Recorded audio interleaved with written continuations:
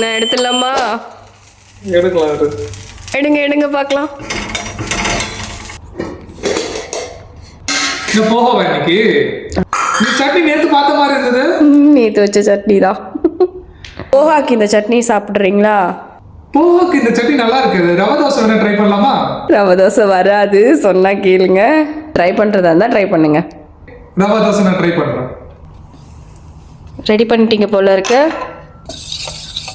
என்னென்ன போட்டிருக்கீங்க இதில்?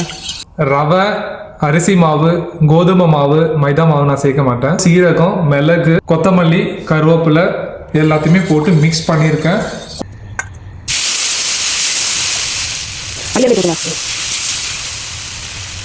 ரவா தோசைக்கு அப்புறம் க்ளீனிங் எவ்வளோ இருக்குது தெரியுமா? அது யாருக்கும் தெரியாது. இப்போ இது வேக எவ்வளோ நேரம் எடுத்துக்கும் தெரியுமா? சாலிடாக 3 to 4 minutes எடுத்துக்கும். நான் எடுத்துடலாமா? எடுக்கலாம். எடுங்க எடுங்க பார்க்கலாம். ஓ, that's nice. சரி, you should admit now. Success. தோசைக்கு ரேஷியோ யார் சொன்னது? ரேஷியோ நீ தான் சொன்ன. அதனால தான் தோசை நல்லா வந்திருக்கு.